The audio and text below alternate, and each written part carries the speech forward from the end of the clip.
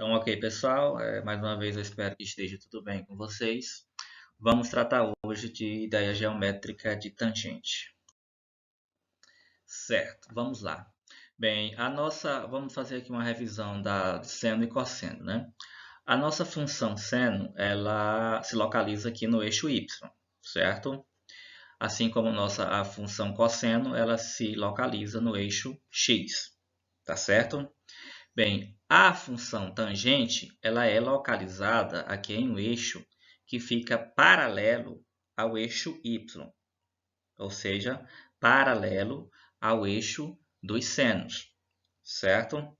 Então, esse eixozinho da tangente, ela toca aqui a nossa circunferência no ponto zero, né?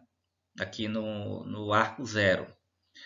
Considerando aqui o sentido anti-horário, né? Nós temos aqui 0, 90, 180, 270 e 360.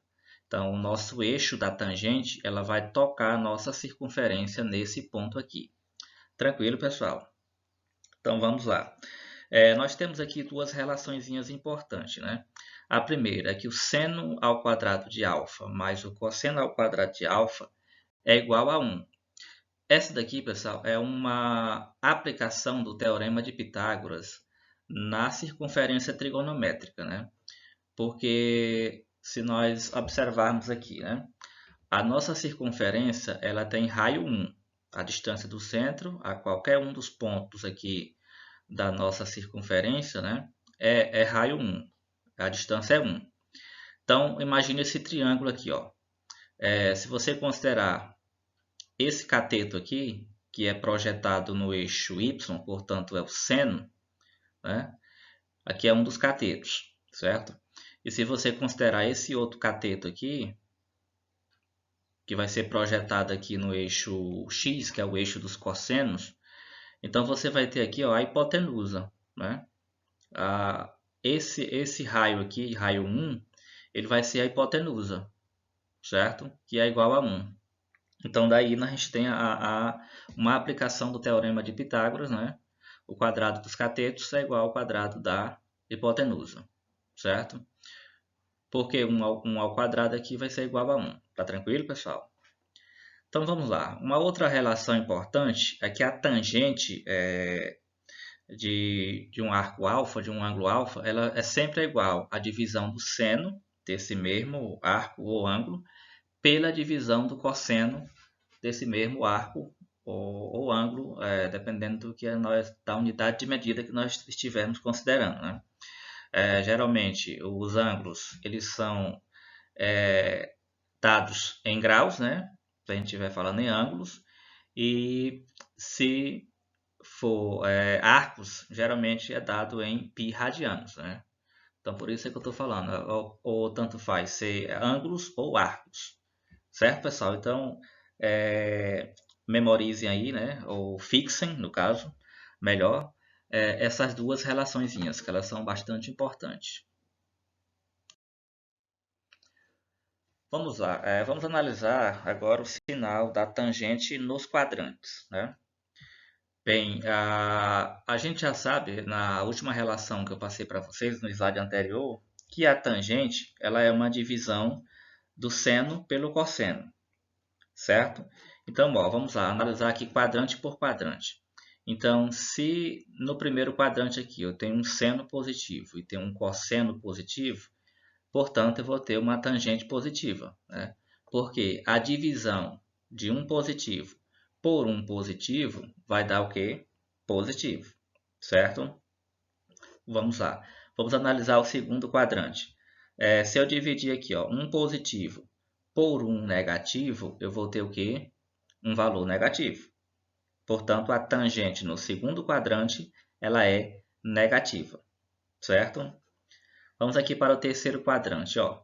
Se você pegar um valor negativo e dividir por um valor negativo, você vai ter o quê? Um valor positivo, certo? Portanto, a tangente no terceiro quadrante ela é positiva, certo? Bem, e no quarto quadrante aqui, ó, se você pegar um valor negativo e dividir por um valor positivo, você vai ter aqui um valor negativo. Então, portanto, nós temos aí a tangente no quarto quadrante como sendo um valor negativo, certo?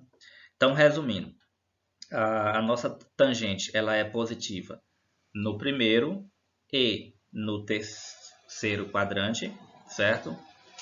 E ela é negativa no segundo e no quarto quadrante. Ok, pessoal? Então vamos lá. Bem, então vamos ver agora alguns valores notáveis para a nossa tangente, né? Bem, é só lembrando que a nossa tangente ela obedece às mesmas regras de redução para o primeiro quadrante do seno e do cosseno, certo? Então vamos lá. Começando aqui, ó, no nosso sentido anti-horário, né? A tangente de zero, ela é zero, porque ela vai projetar aqui, ó, em cima do zero. Então, nós temos aqui como uma primeira valor notável logo a tangente de zero como sendo zero. Certo, pessoal? Vamos aqui, subindo no sentido anti-horário. A tangente de 90 graus, pessoal, ela é considerada não definida. Esse termo não definida não quer dizer que a nossa tangente não exista. Quer dizer que ela pode até existir, mas não existe definição matemática para ela, certo? Por quê? Uma explicação lógica. O eixo da tangente ele é paralelo ao eixo dos senos, né? Paralelo a esse eixo aqui. Então, o que acontece? 90 graus ele está justamente aqui em cima do eixo dos senos, né?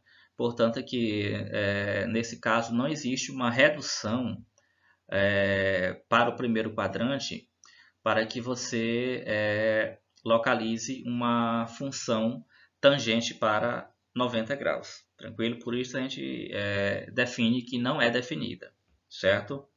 Então vamos lá, continuando aqui, ó. A tangente de 180, ela vai projetar aqui também, ó, em zero, né? Em zero.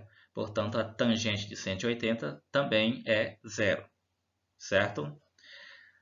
Dando sequência aqui, a nossa tangente de 270, ela obedece à mesma regra da tangente de 90, tá? Por quê? Porque ela está também em cima do mesmo eixo aqui dos senos, né? Que fica em paralelo ao eixo da tangente. Portanto, a tangente de 270 também ela é considerada como uma tangente não definida. Ok, pessoal? E, continuando aqui, fechando o nosso círculo trigonométrico, né, nossa circunferência, a tangente de 360 também ela é considerada zero. Certo, pessoal? Então, mais uma vez, fazendo uma recapitulação aqui, ó. Em relação aos eixos de simetria para a redução ao primeiro quadrante, né? No primeiro quadrante aqui, nós teremos as tangentes positivas, certo? No segundo quadrante, vou até pegar uma canetinha aqui, a gente vai ter tangente negativa, né? Porque você vai pegar aqui os eixos de simetria, então a tangente ela vai projetar aqui, ó, abaixo de zero, né? No nosso eixo da tangente, certo? E as tangentes do terceiro quadrante, elas são aqui positivas, né? Porque justamente, ó, ela vai projetar aqui acima de zero. É uma forma de você já fixar mais rápido, né? Já fixar com maior facilidade. Só você pegar as tangentes do primeiro quadrante, são positivas, né? Vai projetar aqui acima de zero. As tangentes do segundo quadrante, ó, vai projetar aqui, no caso, abaixo de zero, certo? Portanto, são tangentes negativas, né? As tangentes do terceiro quadrante serão projetadas aqui acima de zero. Portanto, são tangentes positivas, certo?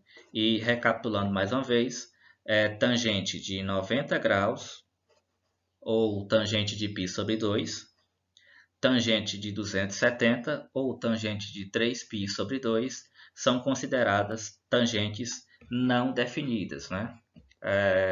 Uma das explicações é porque o eixo Esse eixo aqui ele é paralelo ao eixo das tangentes, né? Portanto, pode até ser que exista essas tangentes, né?